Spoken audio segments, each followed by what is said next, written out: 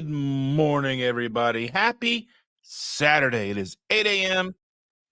Eastern Standard Time, and I can't believe it that you're already here ready to hang out with us. I have Jason from Just Jason Keto on to hang out and talk with us today. I have put a pinned comment up there to ask any questions or provide any topics that you wish to discuss today with our buddy Jason. Let's go ahead and bring him over. He's a cool, fun dude. Here we go. Jason, thank you so much for being here. Good morning, Dustin. How you doing? I'm doing wonderful. Better than yesterday. Yeah. Yeah. Yeah, I had a long day yesterday. Yeah, yesterday was no fun. Yeah. My back's been bothering me like all week. It's just one of those things you'll wake up one day and your back's like, I got you. Yeah. I don't even know what I did. So it's just been like feeling like my hip is going to jab me through the outside of my back, you know? And no matter, like, I've been stretching. I've even had like Shander like pull my leg, like try to like maybe like loosen the, I don't know. Nothing seems to be really working, but it's just that joy of getting old, right? One day you'll be old, Jason. Yeah. We've got Brenda in the house already. We've got Uncle Big Guy. Thank you all so much for being here. I appreciate each and every one of you so very much. So it has been a while since we've talked, and I don't even know if most people even saw our initial conversation, because that was 2 years ago. Yeah, it's been quite a while. And that wasn't even a live stream. That was just a recorded conversation that I put out as a podcast. Yeah. So for anyone who may not be familiar, you found keto, and then we can move on from there. Yeah, it's I was sort of the typical kid growing up in Canada, I guess. I played lots of sports, and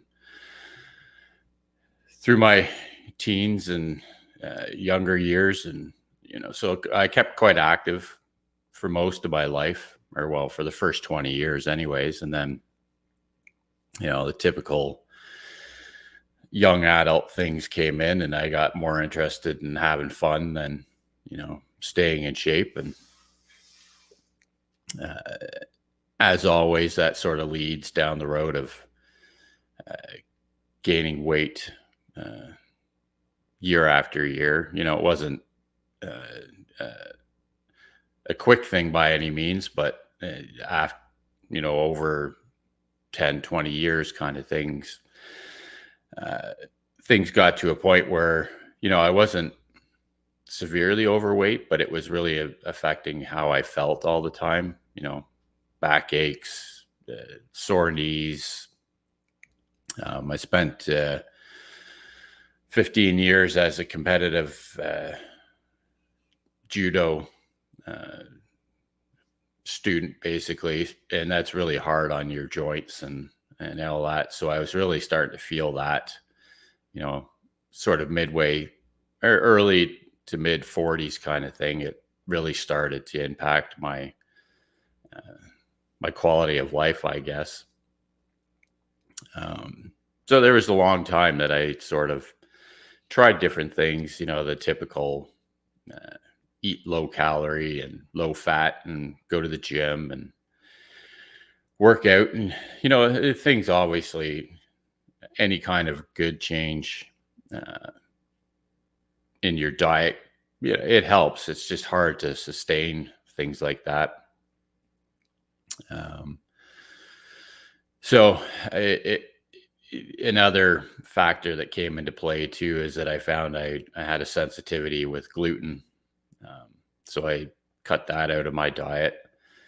And as anyone knows, if you're eliminating wheat and bread and all that, a lot of it gets substituted with things like rice and potato and all that. So really high carb options. And I was eating a lot of that kind of food. So I actually started gaining a lot more weight when I went gluten free. I felt a little bit better, but it was impacting my overall health. So it was, my first grandson was born in 2017, uh, which was great.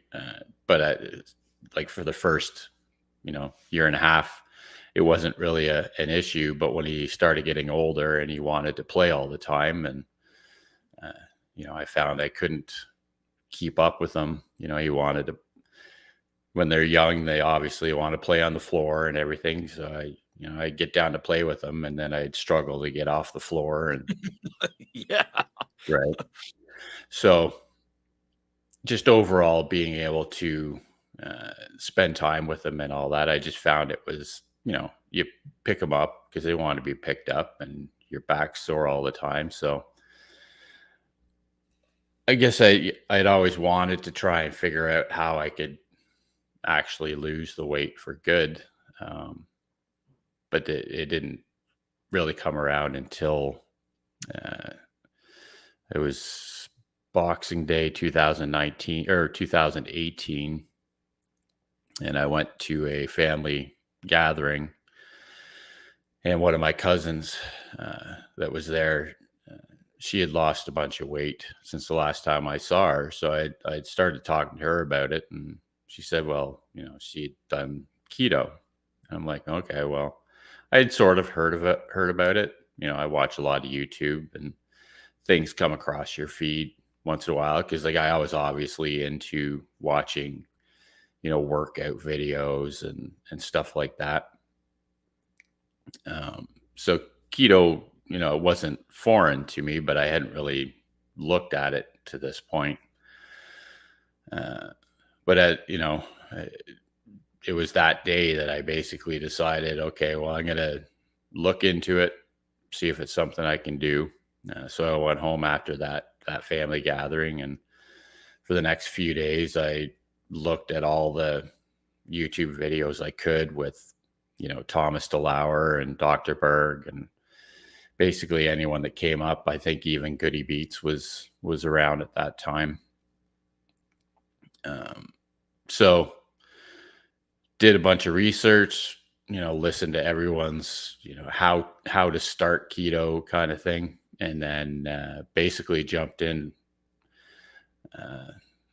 fully committed on January 1st, 2019. And that's basically, it's not been strict keto since then, but it's been, consistent since that. So just over 5 years now.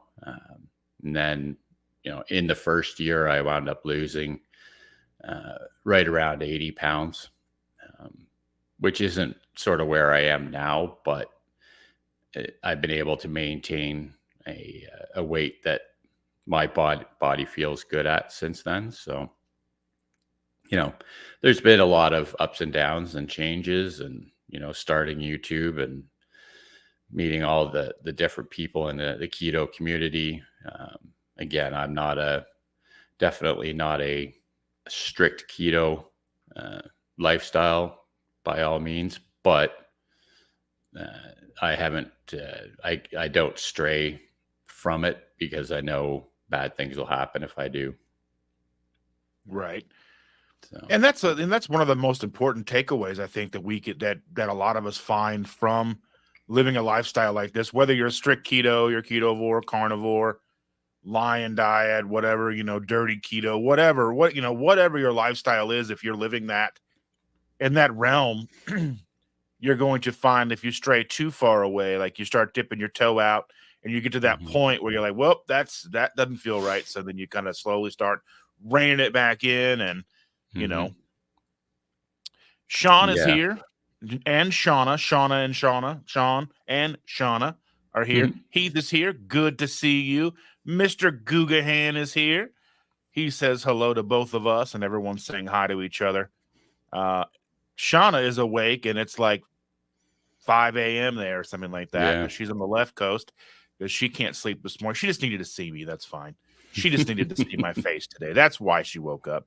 not a hurting shoulder. I know the truth, Shauna. Because she was texting me late last night. So, Oh yeah. Yeah. So Jeff is here too. It looks like he just popped in and said hello. All right. Mhm. Yeah. So it's just one of those things to me, like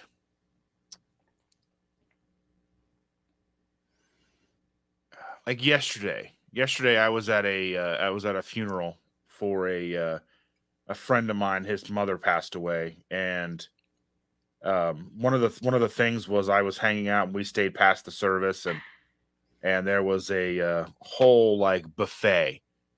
It was a Catholic funeral, and I have never been involved in anything Catholic really before, and so it was kind of a foreign experience for me. But going back to like the room where they had all the food, it was like a full lunch spread out, right? They had a Mhm. whole buffet. And it's Lent, so there was no meat. It was all pasta and lasagna and all. And I mean, the only thing that looked like it might be okay for me to have was some deviled eggs, but I am not a fan of deviled eggs. So I just had some coffee. They had Dunkin' Donuts coffee brought in or whatever. So poured myself a cup of that, and I was just hanging out, there to support my friend. And there was dessert trays, and I mean, it was just one of those things like you kind of go through that, and you're just like, anymore for me, it's not an issue. But then you have to like, your friends like, "Are you sure you don't want to? If sure, nothing you can eat." I'm like, "Dude, it's Mhm. okay. I Yeah. don't need to eat, right?" I mean, and that's one of those things too. Like, and I don't know how much you've dealt with that, but I mean, I've done plenty of extended fasting where family obligations come in the middle of that. Going out to dinner with large groups of people come in the middle of that. And like the most awkward part with that really is just ordering water, and the waitress is like, "Is that all you want?" You know Mhm. what I mean? Because then they're like, "Oh, they're not gonna tip me." You know what I mean? Right. So, but yeah. Y- Yeah, I think it's one of those things we all experience at one point or another, like that's but I also think it's being in a ketogenic lifestyle or proper human diet or whatever you want to call it. you know Obviously it's easier for us to just say, okay, well, there isn't anything for me to eat here, so, well, I'll just have something to drink and I'll eat later. But I think that's unfortunately not something that other people uh, necessarily understand. Well, I shouldn't say understand. It's just they're not used to it, right? Like when you go out with some people and you know just say, no, I'm not hungry, but even if there's like a big pile of food around, it's not something that everyone experiences, I guess, if you know what I mean. It's like Right, right. we're able to say that. Like I think the last time this ran into me, and it was at a restaurant too. We had all, there's 10 of us that go out to these concerts 4 times a year on like a Saturday night, and we typically go out to a restaurant afterwards, and everyone's getting appetizers and that. In this particular restaurant, the only thing I can usually eat there is a Caesar salad with grilled chicken, sort of thing. You know, is it the best thing out there for me? Probably not, but it's not poutine or breaded chicken wings, right? So, and the last time, or well, not the last time, but the second last time we went out and we got there, and I was like, okay, well, I'm gonna have this because I didn't really eat too much earlier in the night, and they didn't have any lettuce for the salad. So it was like, oh, okay, well, I just won't eat. And it didn't bother me. And Right. being that person at the table, the only one not eating, it doesn't bother me, but it's shouldn't, I don't want to come off just to sound bad, but it almost seems to bother other people more than it bothers us. You know what I mean? I don't know if you've experienced that. Well, I've had the opposite, right? Hmm. As a person that has been well over 400 pounds with food addiction issues, me going out to dinner and having enough food for 3 people in front of me versus what they're Hmm. having has gotta be kind of an awkward situation too, I Hmm. mean, whether you eat like it's kinda like one extreme or another. Um, like, either you're having a lot of food or you're Hmm. having no food. Both are kind of on that weird spectrum and awkward for people to deal with, and it's almost probably one of the things where we're not eating, so it almost maybe makes them self-conscious about what they're eating. Hmm. But not necessarily. But I Right. mean, it can because would make me self-conscious when I would be wanting to order everything that I want to order. I mean, there were times where I wouldn't order what I wanted to eat in front of people and go and eat more later, stop Hmm. somewhere else and get something later. Hmm.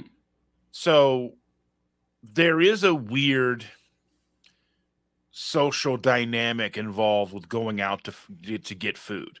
Hmm. Whether you're, on a stricter lifestyle or I mean, at this point, it's not even strict for me. It's just I don't want it.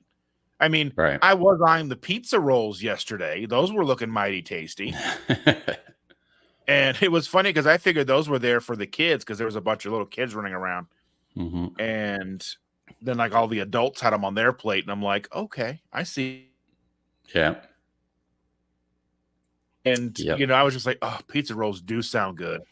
And I Hmm. found the Atkins pizza rolls once or twice and I picked those up. They're not great.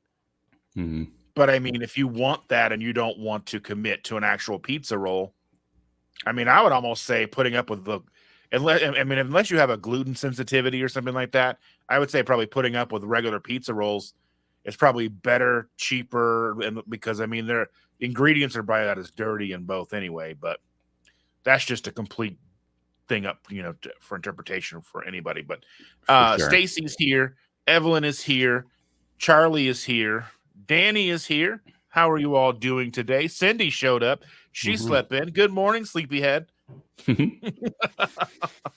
Yeah. Lots of people here bright and early. Oh yes. That's still like one of the things that kind of like boggles my mind. Like I was getting ready this morning and I had put it up I pulled it up in the TV in my bedroom and there were 2 people waiting and I'm like, "Really?" It's like an Mm. hour coming on Right. or what, and or like, when people show up and every morning for Sunday morning, I'm like, I was kind of doing that as a weird thing 'cause I didn't think anybody would show up. But Hmm. I think that's kind of way it works sometimes. You kind of do things expecting the worst, and then the goodness and the greatness of people kind of shines through. So Yep. all is Yep. not lost. The sky is Yep. not falling. Yeah. Well, if you do the same thing week after week long enough, people get used to it, and there's always somebody that's around. You know, I find the same with my live streams. There's lots of the same people all the time, right? So, I just find anymore with other live streams, I'm like trying not to pick and choose. I'm just like, hello, hello, to popping into different ones, saying hi, yep. trying to interact a little bit because it seems like there's more and more every week that are popping up in the Hmm. same time slots, and I'm like, oh, because I Yeah. stressed so bad about that when I was picking Tuesday Hmm. night. I was picking to pick Tuesday night for us to go live with Shander and I. I was like stressing so bad because I didn't want to try. I didn't want to be stepping on anybody's toes. And like just last week, I decided to do my Wednesday live um, in the evening instead of the afternoon, just to kind of see what kind of differences it would make. And then I was Hmm. like, I had set it for 8 o'clock, and then I remembered that Autumn goes live at 8:30, so I was like, well, I'll just wait till 9. So I mean, Sure. Yeah. Well, again, well, this. You have to pick what works for you, and Mhm. if you can sort of slot it in around other other channels that are going live, then that's great. If not, well, I mean, there's no way to yeah, avoid everybody. no, It's not possible anymore. I mean, at one point in time, there was probably 2 or 3 lives a week across our niche, right? Now there's like 2 or 3 lives a night. yeah, So there's no way to come. I mean, you try. I've had to go live on like Friday nights and kind of overlap Cindy and Heath and them. I didn't right, want to, but it was like the only time that I could get, because it was a guy from Jakarta that I was talking to. So trying to find a time to talk with someone on the other side of the planet, there's just sometimes you just have to make concessions. And I mean, it was not optimal, but like yeah, I didn't have much of a choice when that was a time that worked for both of us, like, between 6 and 7:30, whatever, on a Friday night, talk to right, somebody in Indonesia, which just sure. like boggles my mind that somebody, I mean, he's an American transplant over there. I haven't seen him around. I don't know. Has anybody seen him around anymore? Who's that? He's a carnivore guy. I can't think of it now. He's got like the hero. I think you guys have talked before. I think maybe. Anyway, I can't think of it right now. My brain is too not on it. Yeah. But yeah, just one of those things. Like, it's crazy. Cindy, shame on you, Dustin, going over the top of Sana and myself. Right? I felt so bad. Yeah. And that's why one of the reasons I probably not one of the reasons, it was more because I was terrified of doing live streams when I first started YouTube. So that's one of the reasons I started my channel doing the live or the recorded interviews, right? Because I could talk one-on-one like we're doing now and recording them and then posting them as videos later, like we did a couple of years ago. Because then you can post at any time. It's so even if this time's the only slot you can pick to talk to someone, then you can record it and then post it on your sort of scheduled time. But it's one of those things where, again, you just have to make it work for your channel and do what you have to do, right? Like, I try not to go over an hour on my live streams because I know typically Too Crazy Ketos goes live at 8:30 on Thursday nights. So I usually just cut mine off around then. I've usually run out of things to talk about by then anyways. So, but seems to be working out all right. There's other channels that moved into that time slot as well, but I'm not going to stress out about it. So. Yeah, I mean, Ready Set Keto, they either go live Thursday nights or Saturday mornings, depending. They went live this Thursday, depending on their own schedule, because they've got church choir and all this other stuff going on. So yeah, but you see, when I started doing my live streams on Thursday nights at 7:30, they were live on Fridays. Yeah, and then they switched to the same time I was doing mine. But again, I don't really care. It is what it is. We all have to do what we have to do. And, ultimately there's room. And just like you say, any given night, you're bouncing between 2 or 3 live streams anyways. So I even feel bad because I've got friends in other niches that talk, comic books, movies. They're live sometimes and overlapping when I'm live and stuff. And I'd like to be able to watch their stuff, or it'd be cool if they could come and watch my stuff. But like, there's just so much. I mean, it's just, YouTube is a massive platform. So, yeah, it's just one of those things. Yeah. Evelyn is right. Hit the like button. Yeah. Like Cindy says there's always the replay, which is what I try and do too. I can't be at every live stream either. So Maitreya is going live today around 9:15. 9 to 9:15. So even if we have not wrapped up, she's only going to be going live for about 15-20 minutes. I think she said she's going to be doing her Keto Crate unboxing. So make sure to swing by and catch the replay. If we run long, if we'll talk as long as we have things to talk about and people are interacting in the chats. But Mm-hmm. I know that she's going live shortly after or while we're going live, which is totally fine. So just make sure to catch the replay of her, because I'm curious. I think I saw a little bit of what's in the keto crate from Two Crazy Ketos last night. Mm-hmm. Just a little bit. That's one of the things. Like when we started doing reviews, I was looking at wanting to maybe thinking about doing the keto crate review, Mm-hmm. but they're like $40. I Yeah. imagine they're probably a little more expensive for you if you can even get them. I don't even know if you can or not.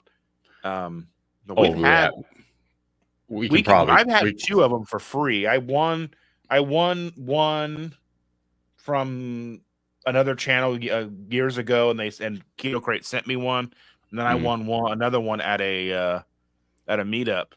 mm-hmm. But I would love to be able to do that every week. But then it's like $40 for Mm-hmm.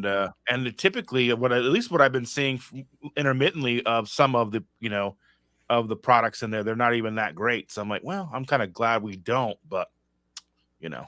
Yeah, it's a tricky thing. Like you say, it's ultimately that $40 or whatever it like you are probably getting uh, more products, like the value of the products Yeah. to buy one-on-one are probably worth more than that Yeah. $40. But like you say, you're never going to get a box that has like it that is full of things that you're going to like. If I could build a snack box and have them send it to me, and I'm sure Mm-hmm. there may be some sort of box out there where you can build, I Mm, want, a bag, I want to make sure I get my moon cheese or sure. whatever. That would be nice. Yeah. Well, Like, yeah. yeah, those crates like that, that's just an advertising gimmick. That's all they are, right? Well, I even had a friend of People, mine who made pork rinds here in town, and he was trying to get his company, business off the ground, and he got involved with, I think, Keto Crate, mm-hmm, and had his pork rinds in Keto Crate, but it was such a massive undertaking for mm-hmm, him and almost a loss. You basically, I mean, because of what they want to pay for the mm-hmm, products yeah, versus because I mean, he was selling them like an ounce bag for like $6 right, at like some of like the local breweries and stuff, just trying to get his foot in the door. mm-hmm, And I mean, and this is before I had a YouTube channel, and I was trying to support him with my, with my Instagram at the time. mm-hmm, And it was one of those things, like, they were phenomenal pork rinds. They were so good, right, but the price point at the time, even, this was 5 years ago, 5 mm-hmm, plus years ago, $6 for an ounce and a half bag. That's pretty pricey. yeah, yeah, Fairbrick Studio, thank you so much for being here. yeah. I shared the live stream out on my page, so probably Nice. get some people come over, anyways. Yeah, I mean, it's just one of those things. Like, I would love to see, more success in the keto space. Mm-hmm, And it was like, and I released a video yesterday about the about maltodextrin in the mm-hmm, element. And I've mm-hmm, had so many interesting comments. The idea for the video was an Instagram post mm, where somebody was watching a video by another creator, a big creator about, and and there's a lot of creators in our niche that do promote and are sponsored by Element. mm-hmm, It's one of the, like, and I said in the intro of the video, they're the most promoted, electrolyte brands on the market in our mm-hmm, space. mm-hmm, And coming to, finding out that they do use maltodextrin is one of those things. I was disappointed. mm, It's not surprising. Doing a little bit of digging, like, you're getting, like, and I did a little digging, and because one of the things that got me wanting to make the video from the post was, so basically it was all derived from a Maria Emmerich video, and then the person that also has a channel and an Instagram account and all that stuff all tied to it was responding, and then they had questions about Element and maltodextrin, Mm-hmm. And because, like, why would you promote a brand that has maltodextrin in it if you are, against maltodextrin? Because I'm no proponent of maltodextrin. I'm, Right. if you can avoid it, avoid it. And I was Mm-hmm. like, man, I can't believe Element has maltodextrin in it. That's crazy. And then Mm-hmm. when I was doing the research and looking at it and found out that you're going to get more glucose or more carbohydrates from an egg Mm-hmm. than you're going to get from the maltodextrin in the packet of Element, I was like, okay. And I'm Mm-hmm. not drinking Element every day because Element's not my preferred daily, but I Mm-hmm. have it in the house and I have purchased it and I will probably purchase it again maybe. I Sure. do typically purchase the unflavored, which doesn't have the issue at hand, Mm-hmm. but I was looking at that and I'm like, and then, but so what made it interesting were the comments. The comments in the video were talking about how they've noticed an issue even with such a small amount. Mm-hmm. Yeah, Yeah. Maitreya says, the minuscule amount of maltodextrin in their natural flavorings ingredients is not a big deal to me, but people are getting so upset because they look at it as, elements hiding it.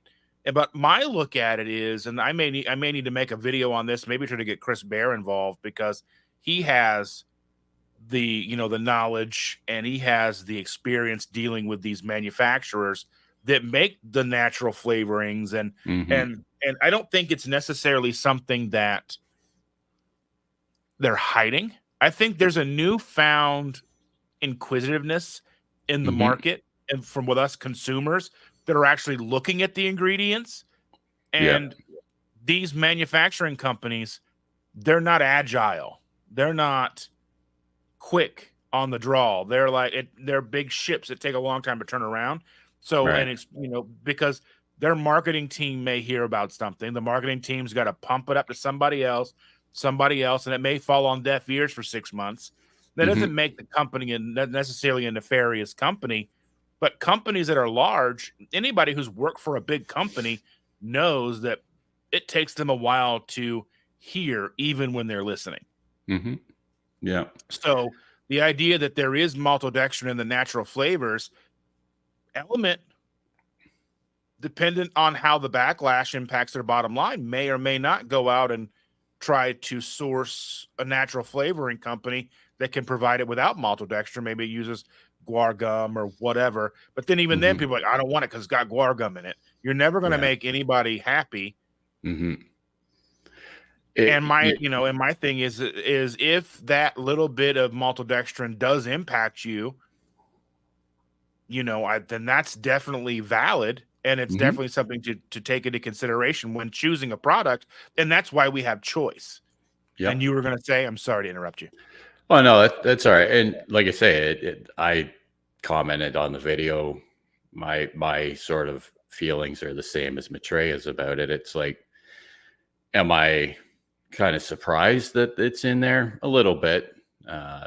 It's one of those things where I've been following uh, Rob for a long time. Like it's a good. Good company. They have like their intentions. I know their intentions in the space. So that sort of alleviates any concern about sort of bad practice with the company. But I think ultimately the truth is if we dug into the ingredients in the natural flavors that are in everything we buy with it's one of those things where it's like, do you really want to know what's in some of these ingredients? Which we do, obviously. Like maltodextrin is one of those things where I looked at a new company selling pork rinds here locally in a store, and the third ingredient was maltodextrin. So it goes right back on the shelf. Like there's no way I'm going to buy that because it's not just a minuscule amount, right? So I'm the same. And it may very well be a minuscule amount because, and I'm not, because a lot of times it's utilized with the flavorings. It's typically the flavorings, and it helps with Hmm. that's why it's in the natural flavor. So, Yeah. I mean, now the problem with that is if you reached out to that company, you may never get a legitimate answer on Right. how much is in there, and the fact that it is pork rinds. So Hmm. you're never going to be sure, because you can look at two different packages of pork rinds and see two different amounts of seasonings in the same flavor. Hmm. Yeah. So that's the thing. Like, I almost with pork rinds rather see sugar than maltodextrin, Hmm. especially if, like, sugar's like the last ingredient. I'm Right. not that concerned about it, because even if there's like 5 servings in the bag, then it's probably 5 total carbs, and Right. that's not the end of the world. Now, one thing that I found fascinating, like 2 weeks ago, I was listening in and chatting on the Neely and Lindsay Murphy live on a Wednesday afternoon. Hmm. And she was saying that she was wondering why companies like Pork and Good Pork Rinds, which is a company that I'm affiliated with, um, let's see, um, and how come they didn't decide to utilize like an artificial sweetener like monk fruits, whatever, right? Hmm. And she said that Pork and Good reached back out to them and said that there is legalities with food manufacturing with meat products and utilizing artificial sweeteners. And Mm. I was thinking to myself, okay, that's weird, because Jack Links has a sugar-free, a zero sugar um, offering, Right. beef jerky. So beef jerky and basically pork rinds isn't necessarily that different, right? Hmm. And I was thinking about that, and then I was like, when we were in Colorado, I was struggling with altitude sickness, so I was finding anything I could with large amounts of salt, and I was trying to find electrolytes on the go, and it was difficult to find because I didn't know where anything was, so I didn't have my own stash of stuff with me. So Hmm. I was trying to find so I was eating like a bag of beef jerky just to try to get enough salt, because it was miserable with the altitude sickness. Hmm. And I got a bag of Great Value Walmart brand zero sugar beef jerky. But for Mm. whatever reason, I never bothered to look at the ingredients to see what the sweetener was. So I did Right. go back and look when Neely mentioned that she had received that information from Pork and Good, and come to find out, well, the Jack Links uses a pineapple powder Mm. as the sweetener, which is funny because that's sugar, not technically legally, I guess, maybe. Hmm. And then the Walmart used pineapple juice. So I imagine that Jack Links probably makes the Walmart beef jerky for them too. Hmm. Um, yeah. So yeah. Let me see. There was a question for you, Jason. Cindy's asking, what chaffle recipes do you have coming up next? Yeah, well, I've got one filmed for today that I need to put together today. I don't. It's one of those ones that it was just a brainstorm last night trying to come up with. Turned out all right. It wasn't my favorite chaffle, but so tonight's video is going to be uh, basically a cocoa and cream cheese chaffle. Um, so it's more of a dessert chaffle kind of thing. Hmm. Um, so that one I'll release tonight. I've got a few ideas to do. A lot of things are coming up based on recommendations and questions I've gotten over the last sort of 3 weeks. Like I had the 2 chaffle recipe videos on my channel. Not last week's, but the 2 weeks before that, those 2 videos blew right up. Like I put out the butter chaffle recipe, and it's over 10,000 views now. And then my onion ring chaffle video, it's gone past 15,000 views. But the thing that comes along with that, there's people asking, oh, have you ever done this, or you done that? What about this and what about that? So it's actually sort of the onion ring chaffle came from a comment on the video the week before saying, have you ever tried to make onion rings out of chaffle batter? And I'm like, well, no, but I can. So I I just threw some rings of onion in a Dash Mini and covered it with chaffle batter, and you know that that one little easy to do video that does it's basically the best video that the channel has had so far. So That's yeah. the best long form video I have is my white bread chaffle video. Mm, Last time I looked, it was like 31 or 32,000 views. mhm, Then I have a short that I put up before there were shorts, right? So you mm, could make a short, but back then you could also put a thumbnail on it too. yeah. And I did that, and that's one of my biggest videos. It's coming up on 100,000 views. Mhm. Yeah. Well, So that was pretty neat. yeah, like the last 3 weeks, like I say, last week's video, again, I I shouldn't say it like I'm complaining. Last week's video, 350 views, which for a long form video for a small channel it's a good amount of views. Like, I'm not complaining about it, but yeah. That's a good view count for one of my videos. Yeah. So, but I look at my 28-day, how we're always looking at our sort of last 28 days kind of Yeah. thing. And because of those two videos that I put up, uh, 34,000 views, 1,009 new subscribers, and 1,200 hours of watch time based on two Yes. videos. So I'm fully monetized now. I got my 4,000 hours the other night. Beautiful. So I've been getting like I've been staying steady at about 1,000 watch hours over 28 days yeah. right now. But I mean, also I'm doing 4 lives a week, so that Hmm. really impacts the watch time too. So I For wanted to sure. touch on Matreya's comment. She goes, "Sorry to be kind of rude," which I don't think this comment's rude at all. No. She says, complaining about Element and the inclusion of a less than a pinhead amount, but then eating and promoting Chalk Zero, Catalina Crunch. Yeah, I mean, that's a thing.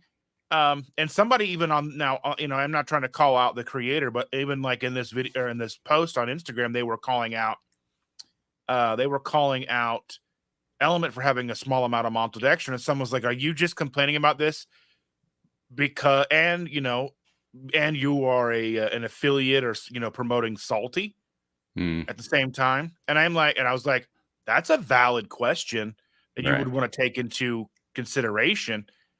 And and I mean, and like I said, if that amount of maltodextrin it does impact you, if you were a CGM and you have that little bit, I mean, then if Element is impacting you in a significant way, then obviously that's a product that you need to avoid, and Hmm. that's one that we're all here trying to figure out. Because even with Cindy, she and Brian enjoy Chalk Zero, and it doesn't really impact them at all. But I eat Chalk Zero, and it makes me sleepy. It makes me gassy and sleepy. So I Mm, know it's impacting me in a negative way. So we know that each of these products are going to be impacting people in a different way. And I don't necessarily think that promoting a product like Element, even with the maltodextrin in it, is necessarily a bad thing, hmm. especially if you weren't even truly aware for the entire time that there was maltodextrin in it. And now it's disclosed, and now people know how much is in there. And then you can to make a fully, what's the word I'm looking for? Informed decision on what Hmm. you want. And I've said this before in full transparency. Element, I do not work with Element. I'm not sponsored by Element. I have no affiliation with Element. I have received free products before from Element. They've helped with some giveaways for me. So they're a Hmm. generous company. And even with their sponsorships, I understand why channels get sponsored by them, Hmm. because the monetary amount that they pay is not an insignificant amount of money. Mhm. So they are definitely pushing their product like any other company does. And I don't think that's necessarily a nefarious or shady practice or whatever to be putting your product out to and paying a creator who has an audience Mhm. to share your product. That's the way TV's worked. Yeah. And I mean, and I know that we are perceived to be better than TV. We are real people. We are people that are involved in the community, and that's what we're here for primarily. But at the Mhm. end of the day, people who get into this make it a job, make it a career. And I think as long as they're being transparent about the products that they are promoting and you understand what they have involved, then I don't have an issue with it whatsoever. And I Mhm. actually think, it's silly to think that these people wouldn't take the money that Element is offering. Mhm. And I think that's a real conversation that a lot of the viewership and creators should be having, because we do have an open relationship here. We Mhm. are we as a creator, I value my viewers above all else. Yeah. And I value you as a creator. Each and every person. Marbear's here. She comes in, and Radical Geek and Cindy and Stacy and all these people who come in here week after week after week. They're family to me, and I want to be transparent. I'm very transparent about anything and everything about this channel. Mhm. Um, I'm transparent about the fact that, like, this channel, I am monetized, and I make about $1.50 a day from the channel. Mhm. So it is one of those things, like, we're not getting rich over here. So I understand when, a channel gets sponsorships from companies like Element, because that makes a difference. Mhm. That's a significant difference from $1.50 a day, because YouTube doesn't necessarily pay well. And especially we see a lot of creators in our niche, they will complain about viewership numbers declining, watch hours, watch time, they'll put videos out that don't go anywhere, and that's declining, which means their income is declining. And you Mhm. see that there's other creators on this platform that are in our niche that talk about the very same thing. So it's not a surprise to me. Mhm. That's why I felt compelled to make that video, because one, it was bothering me. I Yeah. was like, literally, like, I slept on it, and I'm like, "Ugh, it's driving me nuts." So I Mhm. stayed up late to make that video, make it, get it out so it would be there in the morning, because I was like, I'm not a fan of maltodextrin, but it's like 4 milligrams. Yeah. And even Yeah. like I said, it seems like it would be a lot, because what's like, you take medicine that could be 4 milligrams of the medicine. Mhm. Yeah. And it seems like that would be a large number. But then when you start breaking it down and realize there's 5,000 milligrams in a teaspoon. Yeah. Yeah. Yeah. No, I appreciate that, that you would put that out on your channel. Like the more I think about it, uh, I have a link pushing Element in all of my videos too, or not pushing it, but offering, uh, Element. And I've always, you know, I'm always have Element. It's one of those things that I've always sort of promoted on my channel. So it just sort of makes me think that I should be uh, doing something similar, just explaining to people that, because it's one of those things, it's YouTube. So it's going to go out to basically everyone eventually is gonna find out about this fact that no one really knew about before. So I guess as creators, like you say, I like to be honest with people. I didn't know there was maltodextrin in it because I've never dug into any of that, and I'd never seen anyone say that there was. But now that I know, it's worth you know being honest with the audience and letting them know. It's not going to hurt anybody. It's not going to hurt your channel if you're honest with people. Again, I would never promote any sort of product that had maltodextrin as a main product, but that's just because I don't personally approve of it. But I don't want to come across as sort of hypocritical when I'm, promoting Element now that I know it's there. So, Well, it's like, you think about products like Splenda.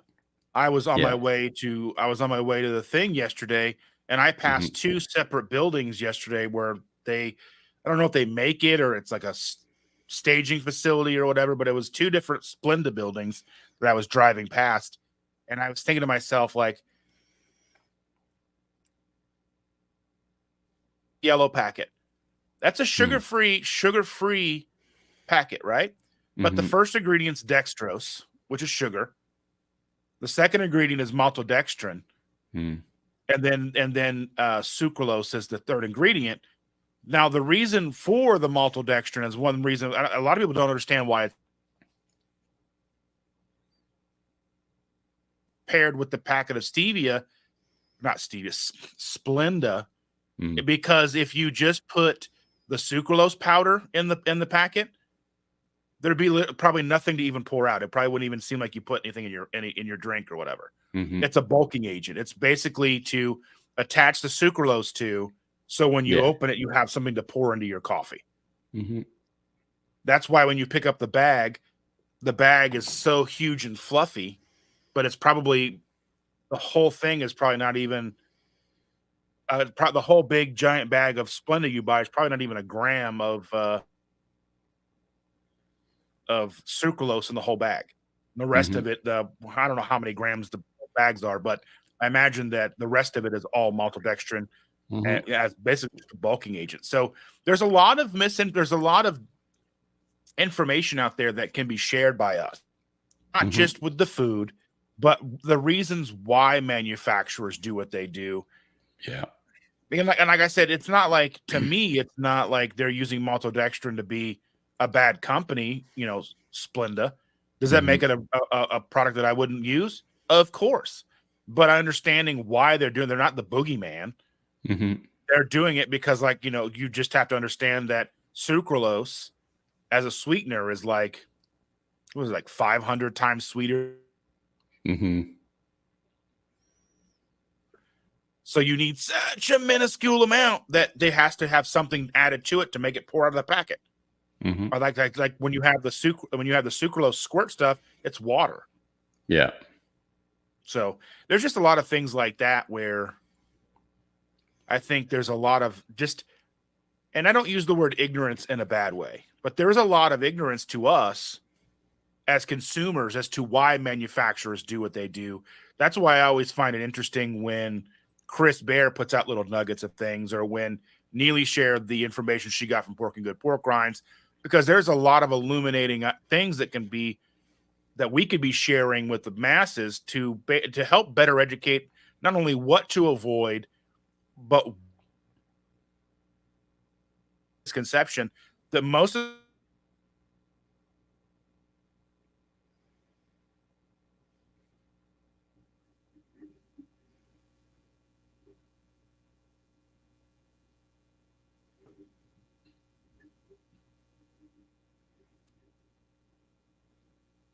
Anyway, I think we're back. Yeah. I don't think you're just my internet. I restarted it last night, so we'd be good today, but now it's acting a fool. But Mm. so I just don't think a lot of companies are nefarious. I don't, and I think that was a takeaway that I saw from a lot of people about the maltodextrin. I can't believe they would do that as a company. I thought they were a better company than that. It's like, and then, but understanding what Chris Bear has said about how much effort it takes to find out what's in the products that they're using to make, especially getting salty off the ground, Hmm. because they're using flavors, and I imagine they're not getting them all from the same company, and getting the Hmm. companies to provide them the information, because companies see that information as proprietary. Yeah. They don't want other people making their natural flavors or whatever, utilizing the same consistencies and flavor profiles and all that stuff. They put a lot of research into that. So they Hmm. don't want that. But and he said in multiple live streams, I have to dig in and ask them specific questions so they know I'm not just trying to steal their recipe. I just need Right. to know, is there maltodextrin in here? Is there anything that my customers would not want in their product? Mm-hmm. And that's why, and for the longest time, I didn't understand why natural flavors was such a big deal. But the more I've learned from people like Chris, I understand why. Mm-hmm. I want to see. Maitreya says, my keto channel isn't sponsored, but I am kind of obvious shill for Trek bikes. So I have no room to talk about sponsors. I am like a Trek commercial on my bike, in my clothes, shoes. But I mean, that's the thing is, if somebody is legitimately promoting a product that they use on a daily basis, I don't care. Because if you're using it and I know you're using it, then what's the issue? It's like you're drinking a stevia Zevia thing, right? Yep. Yeah. And I mean, if they were to sponsor you, you'd be like, let's go. You know what I Yep. mean? Like if Bucky's wants to sponsor me, come on, Beaver, let's go. Mm-hmm. You know what I mean? Like, Danny said, I just added 2-element chocolate caramel to my coffee. I think 2KK has a video talking about the maltodextrin. Yeah, Danny, I put a video out yesterday about the same thing. I can't remember what I know that they said it wasn't an issue, but I just wanted to make I just made a dedicated video. It was 3 minutes long, just basically breaking it down to how much maltodextrin is in a packet of element and, what that truly means. So, Mm-hmm. Marbear says, for me, it comes down to drinking element or Coca-Cola. I'll take the element. There's no way a person can eat 100% perfect unless you're on a True Lion diet. Yeah. Mm-hmm. Um, Yeah. we were frozen there for a second, Charlie. Yeah. Hungry Heath says, raspberry element right now. Keto Simple marketing commercials work. And I'm not even trying to be a commercial for element. I don't even use element every day. I've only purchased element with my own money a few times. And I mean, most of the element that I have, I've gotten for free, but not necessarily from Element, but from Mm-hmm. meetups and such. Right. So or giveaways and things like that I've won or whatever. I mean, I'm not against purchasing them. I mean, because there's salty. It's like I'm an affiliate with Salty, so I have a partnership with Salty and Keto Chow. But Chandra likes the sugar-free liquid IV from Costco. Mm-hmm. Yeah. Yeah. Well, it all comes down to what works best for you and what you prefer, and like why it brand loyalty is kind of okay. Well, should I spend more to buy this because like still even now I'm technically still an affiliate of Keto Chow, even though they don't talk to me or anything. But if I was to use my discount link to purchase it and have it shipped here, it would still be more expensive than Element. So, money's money. I'm not going to spend more money just to be loyal to a certain brand kind of thing when it's, and it's not just a couple of dollars more, it's quite a bit more. So I don't know. But like I say, the whole thing with Element and maltodextrin and everything, at the end of the day, as long as you're making informed decisions about what you're consuming, that's all you can do. And if we can help inform people, that's all we can do, right? And that's the same thing when you're dealing with like the creators I see that walk through Costco or they walk through Mm-hmm. Walmart and they point out you shouldn't get the Costco rotisserie chicken. I know it's only $5. You should be buying the organic 2-pack of chickens for like $40. And I'm like, I understand what you're saying. Yep. But the way my bank account is set up, my bank account's set up for the $5 rotisserie chickens. Yeah. Because one, I don't got to cook those. They're already cooked for me. There may be some sus, like not so great things for me on that. Mm-hmm. But they're tasty and they're very, I mean, they lose money on that for a reason. Mm-hmm. So, I mean, that's like my thing is like, okay, you do, and I'm not saying that everybody has to make concessions. I mean, but we all do. Like, it's like we talk about eating water and salt, or like water, salt, and steak if you want to do the lion diet. Where are you getting your water from? Because I know my water's probably not the greatest here in the Mm-hmm. United States. Canadian water may not be the best. Think about people who, like even if you're getting like I mean, people talk about like, oh, I only drink this reverse osmosis water from, that's been sweated out by a cute penguin. You know what I mean? It's like, okay, I get it. You have a lot of money, and sometimes I just see that kind of stuff as a flex. Mm-hmm. I mean, I understand that they are trying to like, and Thomas DeLauer is the same kind of way where he's like, Mm-hmm. well, he gives information to help you make a decision, and then you have to look at the differences in the price and then the difference in quality and decide for yourself which one is going to work best for you long term. Like, Mm-hmm. do I only get to eat 4 ounces of meat this week, or can I have a few pounds based on cost? Right. And so Maitreya says she's not going to Columbus meetup. Maybe the next one. Well, we will miss you, Maitreya. I will hopefully see you sometime soon to get a hug, but I will be in Columbus, Ohio. Charlie will be riding with me, and Jackie's Jinx Journey. Jackie's Jinx. It's Khaki, whatever her name is now. Jackie's Keto Journey. Mm. Jackie will be with me.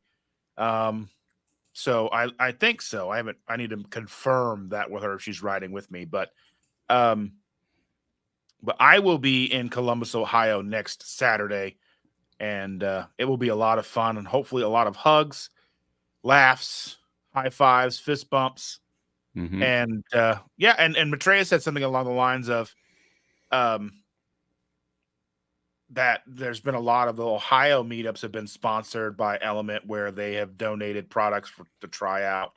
And I mean, like I said, we've had that too. I think we had some Element send us some stuff for our meetup, maybe, or we had some to give away. I've had them sponsor a give it like my 3,000 subscriber giveaway. They sent like 4 bundles to people, so I had 4 people to give things away to, or 3, whatever it Mm-hmm. was. And they didn't even send just like they sent them like the 12 pack instead of like this Mm-hmm. 8 pack or whatever. So they sent Right. them more than what I thought they were going to send them. So like I said, they're a generous company. They pay and compensate well. And I understand that people get upset about that. There's something I noticed yesterday is like how adverse to like what people consider to be clickbait. Mm-hmm. People get so mad. You get one chance. I'm never watching your video again. And like, Mm-hmm. because Amanda from Carnivorous Me put a video out yesterday. That's like basically I quit, blah, blah, blah, blah, blah. The whole thing with carnivore. It doesn't work for me. And Mm-hmm. at first glance, people may think that's clickbait, but if you listen to what she has to say in the first minute of the video, it's basically outlining how people get this isn't working, I'm done, because they don't Mm-hmm. see movement for like a month, and they're like, well, I guess it's not working anymore. I'm going to go on and do something else. Mm-hmm. Because there is a lot of that in our and the communities that we at large. A lot of people have found what works for them, even if they're not seeing weight movement, but then they play and adjust things. And I think there's a lot of room for that. And I think we have to understand too, like, what is clickbait? Like, if it's like, we're going to talk about carnivore, then you get into like, and then they promote a vegan diet. That would be Mm-hmm. clickbait to me. You know what I mean? But Yes. someone like, but I don't think what she was saying was clickbait, but people get so angry in the comments. And I think, she is a bigger channel. And I know that Mm-hmm. that kind of comes with the internet. But I'm just like, calm down, folks. Yeah. Simmer down. Well, yeah. It's one of those things that I don't want to. How should I put this? If you don't run a YouTube channel, you don't really, like, because I don't put out titles like that for my videos, but my videos, they're not clickbait, but they're always a little, pumped up, let's say. Like, it's not just, oh, 2 words. It's always, trying to make it sound appealing, right? So, uh, clickbait, I'm not a big fan of it either, but, you know, which big channel doesn't do it? Well, Tell I me mean, I one think, that doesn't. I think just what the definition of clickbait is skewed a lot, because Yeah. I think, if you are getting basically something, like if the title and the thumbnail has something to do with what they're talking about, it's not Mhm. clickbait. Right. Now, like, you see these videos, it's like the carnivore diet. Let's do it. And then they're like, I did the carnivore diet for 15 minutes, and this is why you should be vegan. You know what I Yeah. mean? And that's clickbait to me, And I Mhm. think people just get so like, and people also kind of put creators on a pedestal sometimes. And then when they do like any small little thing, like, I think they forget, and people forget that we're humans. Mhm. Yeah. We're not necessarily celebrities or anything like that. That sounds gross to me. It makes me want to throw up a little bit. But like the fact, Yeah. like, oh, you're a celebrity. No, I ain't. No, I'm known by tens of people around the world. Yeah. Yeah. But like, I just think like there's just such a thing about YouTube, and there's like, I just think people, and I get it. Like people like, I don't like clickbait. I get it. Mhm. But I mean, first off, is what you were calling clickbait actually clickbait? I don't Yeah. know. And I Yeah. guess it's totally up to, But and yeah, go it ahead. doesn't really matter whether it is clickbait or it isn't. There's always gonna be people, and like you say, Amanda's got a huge channel, and, uh, that's gonna come with that territory, Yeah. unfortunately. You're never gonna be able to please everybody. You may upset more people with some titles than you do with others, but, it's just that's just the way YouTube is, and I I mean, because it's saw. a delicate balance Mhm. between keeping your current subscribers and viewers happy Mhm. and growing and getting more. Yeah. So, Yeah. and Evelyn is leaving. Have a good day painting, my dear. Mhm. And then Sharon says, clickbait and shorts are not worth my time. Put out a 3 to 5 minute video. I'm okay, but I don't watch shorts. Well, that's the thing. Like, and that's another thing that I've touched on too. Like, I understand it because there's an audience for shorts, there's an Mhm. audience for long form videos, and there's an audience for lives. Mhm. There is definitely an audience for all of those things. Yeah. And so if somebody doesn't watch shorts, cool. If you only Mhm. watch long form videos, 3 to 5 minute videos, cool. That's Yeah. why we make those to be informative. We make shorts because people who don't like shorts may fail to realize that 70 million shorts are watched a day on this platform. So Mhm. not making them as a creator is basically leaving proverbial money on the table. There's Yeah. no money to be made in shorts, Mhm. but they drive traffic, and they Yeah. drive people to maybe to your channel who may not know you exist and may be Mhm. hurting on the inside and be looking for something, and they might find you and realize that, you know what, you Mhm. are something, this is what I need. So I Yeah. think whether, what, there's always going to be a subset of your audience who doesn't like shorts, who don't tune into lives. They only want to watch your chaffle videos, Jason. Mhm. If it's chaffles or nothing, Jason. Yeah. You know what I mean? Mhm. And I think you have to that's where I think YouTube thrives above all their platforms, because you can put out long forms, you can do these lives, you can do shorts. There Mhm. is you can, and then these are like, then I put these things that we do here in a podcast bucket, so people Mhm. can then go and listen to them later if they so choose. Yeah. Um, I just think, I mean, it is kind of a delicate balance because we're keeping all these different plates spinning. But I do try to put out only like a compelling short, like I said, almost 100,000 views on a recipe that's a short. Mhm. Yeah. It's a terrible, terrible, I mean, for you recipe. It's the most almost not keto thing that I've made on the channel. Mhm. I mean, but it was a thing at the time. I was like, oh, and then I started looking at it and thinking about it, and I'm like, oh, but I'm not going to delete it because Yeah. people watch it, and it might be a gateway. It might be a gateway into low carb. It might be a gateway into keto. I mean, Mhm. everybody comes to this lifestyle for different reasons. Not everybody comes to keto for weight loss. Some people come to it because of, like I had Fahad on last week, and he was talking about, like the 4-hour work week, and people doing keto in like Silicon Valley to, have the mental focus because they're working 18 plus hours a day, and they don't, and when they're eating all the carbs, they can't hang. And then they're shifting from keto to carnivore and all these things. So you're seeing a lot of that, but they're doing it for a specific reason, and not everybody's specific reason is going to mesh with everybody else's. But I still think it falls under that umbrella. So that's why hopefully we can make sure that we stay as a unified community and not having, carnivores completely split off and have all that kind of stuff. And everybody understands that everybody's on a specific journey. And I think what's most important is making sure that people are sustainable, they're consistent, because I think sustainability leads to consistency, consistency leads to success. And just being like, well, I'm going to do carnivore, only carnivore, and you only do it for 3 months and you go back to your standard American diet, does nobody any good. And if you may have been more relaxed ketovore and you did it for the rest of your life, you know what I mean? I think we need to back away from some of the dogmatic things that I'm seeing too, but I'm kind of getting a little in the weeds. But yes, Cindy, I did see your last video showing my recipe of the hash brown truffles. I can't remember what his reaction was, but I'll go back and look.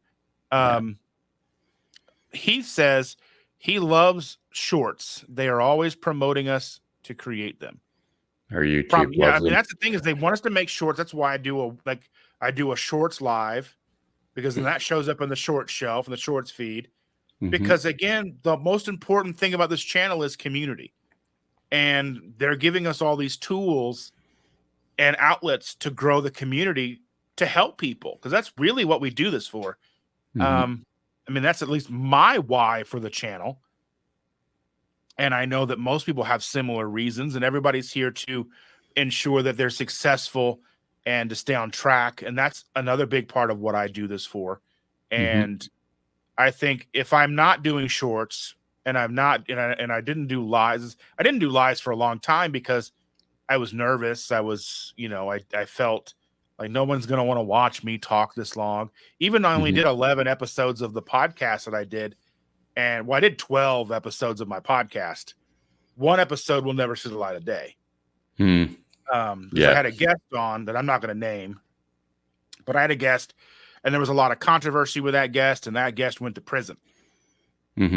So, and it was at the time I wasn't aware of all these things, but as I was moving in to have the interview, and then after I had the interview, I even talked to this person about some of the allegations that had popped up. This is before he went to even that kind of stuff. I never would have touched that. I never would have talked to him, because that would have made me. But anyway, and so I had that discussion with him, and he was very complimentary of me. Oh, you're doing a good job at this. And I was like, are you just blowing smoke up? You know what I mean? But I don't know. So then that kind of took the wind out of my sails.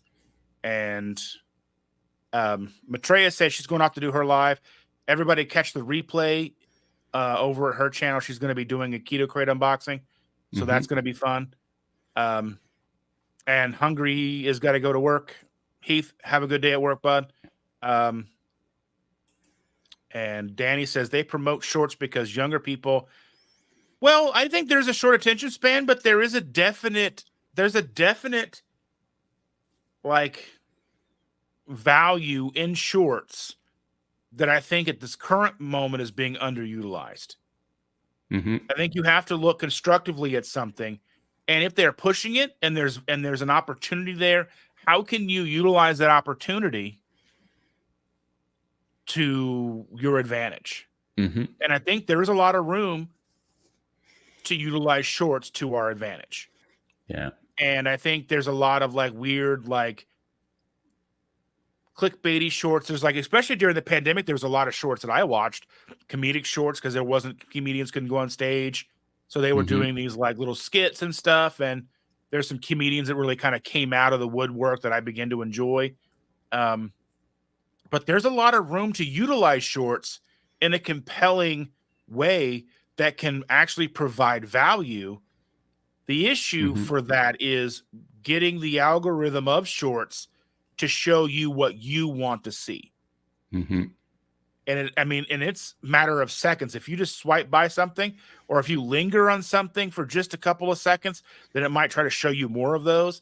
And there's a Mhm. lot of cool recipe videos like Corey B. I don't know if you're familiar with him or not, but he's the guy that does like the reactions of videos of reactions of recipe videos and then makes them himself. Mhm. And he's done some of the keto snacks reviews, like the keto snacks guy. And it was hilarious because he's basically like, this guy looks like a serial killer. That stuff was comedically, it was hilarious for me. Right. So Sharon says just hopping to watch Radical Geeks live now. Have a good one, Sharon. Yeah, I just think that being able to utilize these tools to our advantage is important. But Mhm. Yeah, I've been rambling long enough. it is just like you say. It's another tool for creators, and you know, some people or some creators embrace the ability to use different methods to drive traffic to the channel. Uh, I've got 570 videos on my channel. You know, more than half of them are going to be shorts videos, right? So I haven't done as many lately because I've decided that I don't want to do, for the longest time, all I did is grab my phone and, record 10, 15 seconds of what I'm cooking and I'd throw it up as a short. It got lots of traffic. I've had shorts with over 20,000 views and the whole deal, but it has all sort of shifted to, at least the way I find it, is that I only going to put out shorts that are produced anymore. I'm not going to just do point and shoot shorts. I'm going to record video and I'm going to actually edit the video and do voiceovers and all that kind of stuff. So, but again, I get it as far as people either love or hate them. As far as a consumer of the videos, right? And I have driven a lot of traffic to the channel.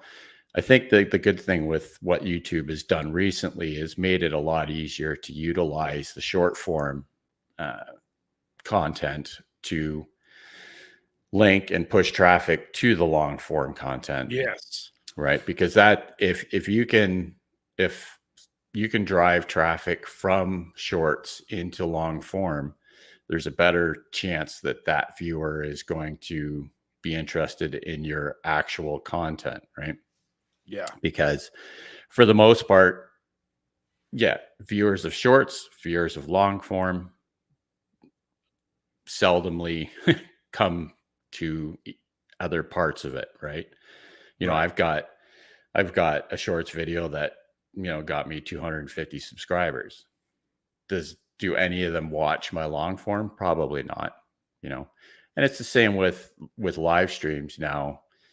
Like 99.99% of the people that found your channel from shorts views probably aren't going to watch your live streams Right. unless it's like the new vertical lives, right? Yeah. But because ultimately, and I'm sure you've seen this too, is that 9 times out of 10, when I go live and I do a live stream every week, I lose subscribers from it. I So, haven't.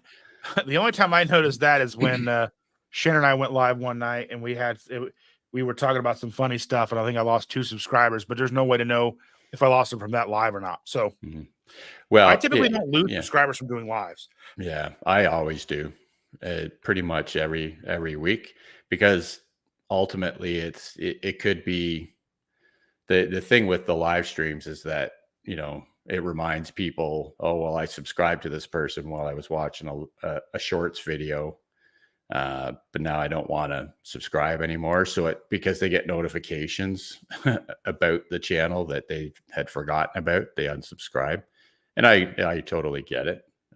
I've noticed that with my channel ever since I started doing live streams. So it's just, well, it's just one of those things with YouTube, right? So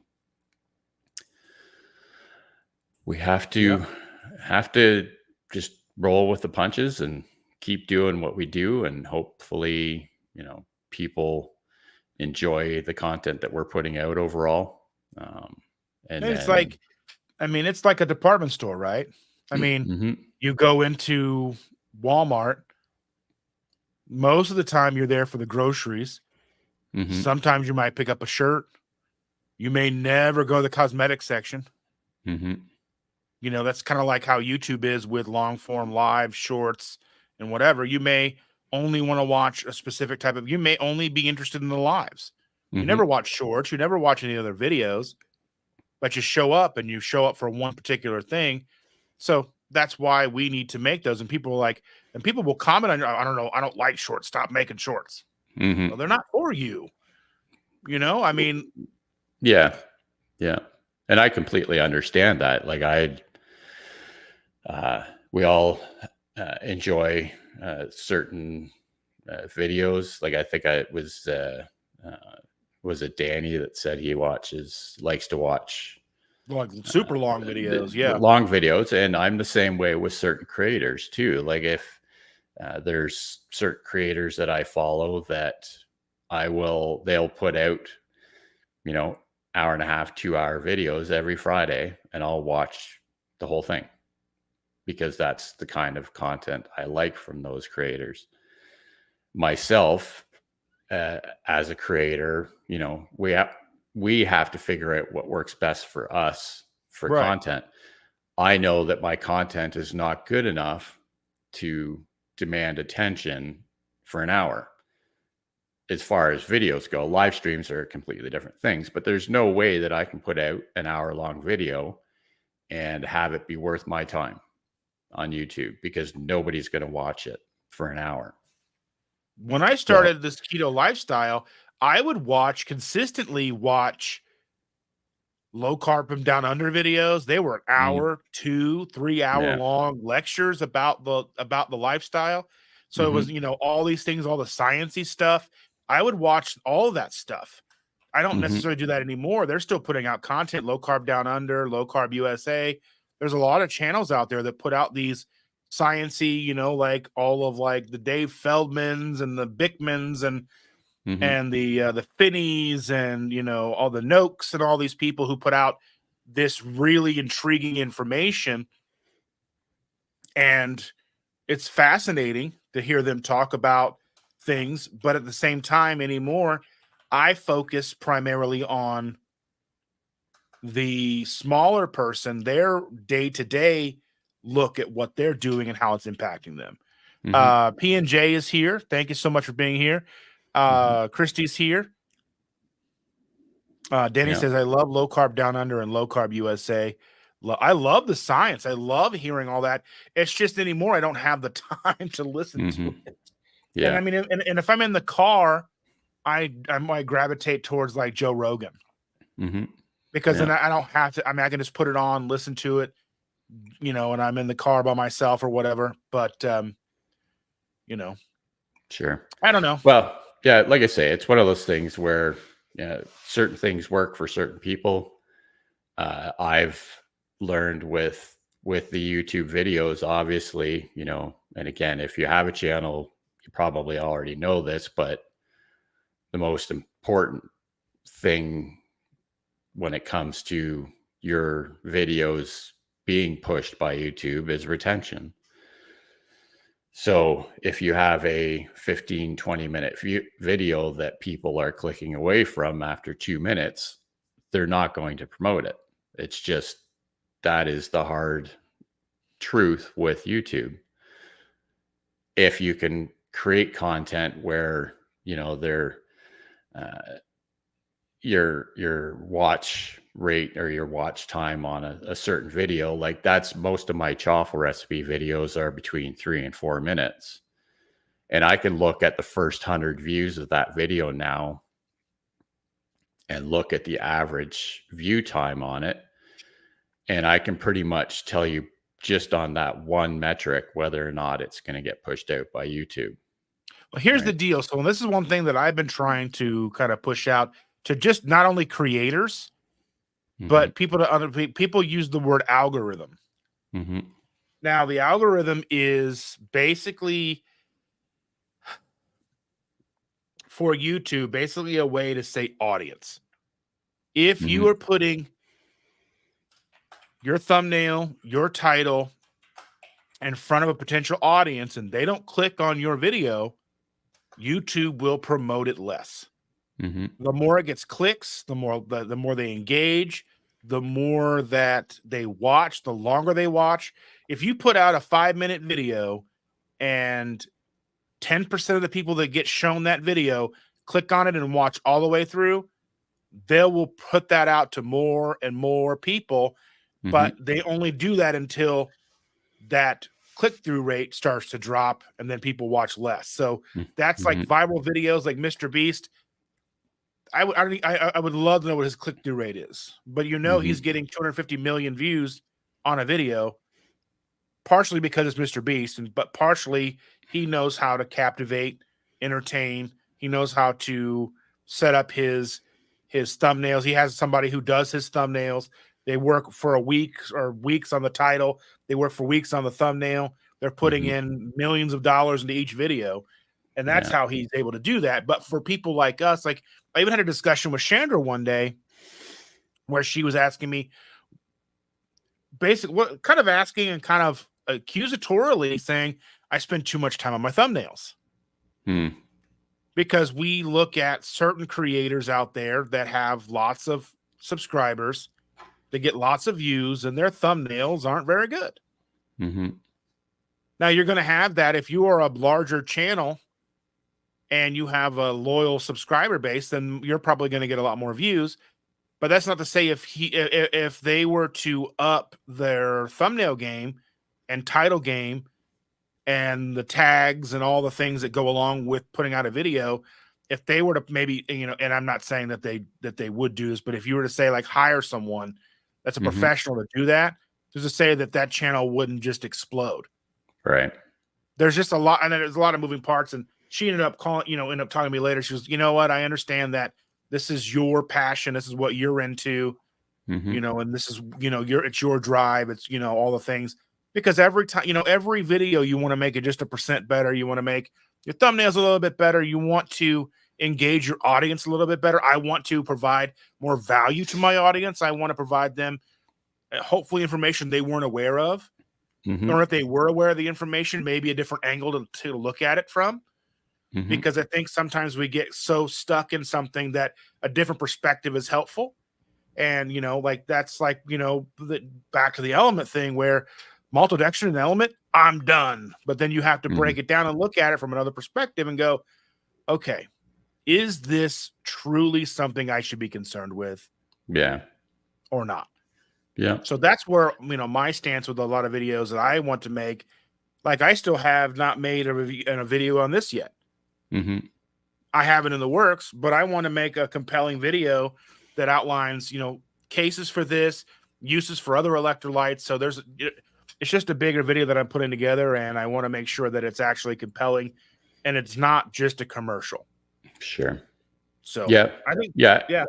There's all, again, this is all things we learn over the years, like I've, since my channel has gone from more of just a hobby type thing to something I want to, grow to the point where I can, at least partially call it my job. I realize that things have to improve little bits at a time. Thumbnails, I've gone back and changed the thumbnails on multiple videos. Me too. Right. I change a few thumbnails a week. Yeah. And then I go back in, I change titles, I change tags, I try and adjust everything on videos. Because like you bring up Mr. Beast as an example. If you pay attention to his videos, they'll use upwards of 20 different thumbnails on a single video. So they're always changing it. And then he's even said this in podcasts before. So they'll use a bunch of different thumbnails through the first few days of the video, because they know what will drive. The first 2 or 3 days is all of uh, the big followers, the ones that are always going to click the videos, right? So they don't Right. have to have really punchy thumbnails for the first part of the release. Then they punch them up after a few days to get more people that are just browsing, right? And then eventually their video, once it's gone through its growth, like that they know it's going to get, then they put one single thumbnail on it that's usually just Jimmy's face, and then they just let it ride out. So He's but even that's talked all. about the difference in click-through rate of like to his mouth being open or closed. Like Yeah. they Hmm. look that detailed. And I mean, that's like a channel we don't necessarily have that luxury, Hmm. but we will be getting the AB testing, ABC testing on our stuff Hmm. sometime, where Hmm. you can put 3 thumbnails and have them kind of run them and see which ones get. It's not going to be the click-through rate. It's going to be the watch time Yeah. or the other. But anyway, we've been talking for an hour and a half, Yep. Should and we're kind probably. of getting in the weeds Yeah. of things that's kind of outside of the scope of the Yep. channel, which I don't mind. And I imagine there's probably 1 or 2 people in the listening to us right now going, "Would you guys shut up?" But Yeah. anyway, I hear you. but anyway, I want to say thank you so much for you being here, Jason. It Hmm. means the world to me. Of And I want to course. thank everybody who comes in and chats with us and gives us their honest opinions. I want to thank all the supporters, all of the members, everybody who comes in and watches me week after week. You're here before I am, and you stay the whole time. I appreciate each and every one of you. Hmm. Don't forget to go check out Chase's channel if you're not already a subscriber, and watch a bunch of his videos. Watch Cindy's videos. Watch Matreya's videos. Go check the replay of her live that she just did or is in the process of doing. And any of the people in this chat that have channels, go check them out. We want to grow this community, and the only way we can do that is to help each other grow and reach new audiences. So, with that, I just want to say again, thank you all so much for spending your Saturday morning with myself and Jason and each every one of you. So, have a great day, and we'll see you. I will see you tomorrow, 7:30 a.m. Eastern Standard Time. All I'll right. be sleeping. All right. Thank you guys Have a good ever day, so everyone. much, and we'll see you later.